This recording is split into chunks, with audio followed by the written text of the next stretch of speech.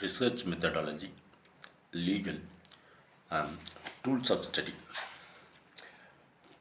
purposive interpretation, TELEO, teleological.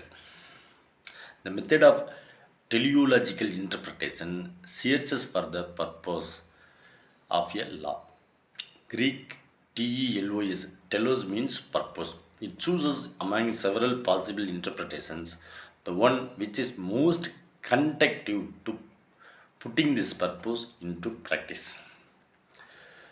The purposive rule is again to mischief rule and in a sense extension of the rule seeking to rule look outside the wording of the statute. According to the Agar and Barak, purpose is an expression of the internal relationship between the intent of the specific author, it means subjective, and the intent of any reasonable author, it is objective.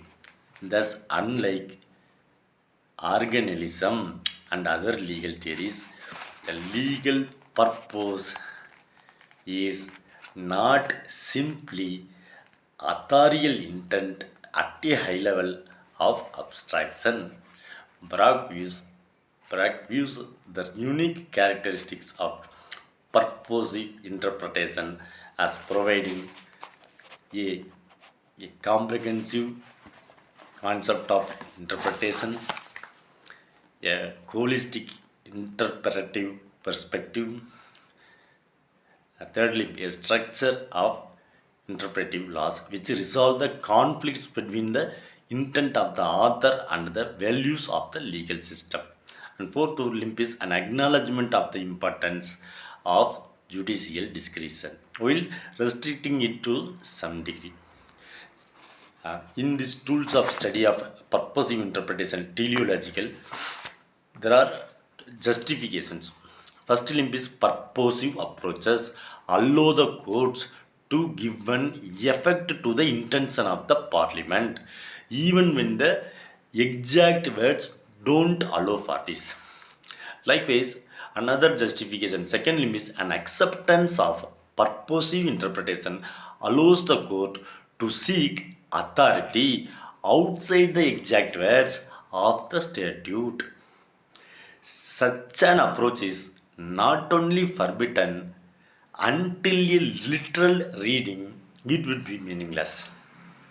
For example, prominence came to Agat in Mager and Saint Mellons RDC versus Newport Corporation case law, in which Lord Denning said, "We sit here to find out the intention of Parliament and carry it out by filling in the gaps rather than by destructive analysis." An appeal, Lord Summons called this such as a naked usurpation of the legislative function under the thin guise of interpretation. So, finally, the main contention is that purposive interpretation favors short-term justice over long-term legislative stability. For example, in Fisher, if the court had applied the mischief rule and Mr. Bell ruled that Mr. Bell could be convicted of an offense for displaying flick knives in his shop window. This would have been in accord with the intentions of Parliament. It would also have been seen by most people as the just outcome, just and fair we are telling like that. However, it could be argued that this would have set a precedent to the effect that displaying goods for sale constituted an offer for sale. So, in most cases, we presume offer for sale should have its established meaning. In holding to the literal rule, the court decision forced Parliament. The court decision forced Parliament to amend the wording of the act very rapidly. So, in the long term, a more stable outcome was achieved.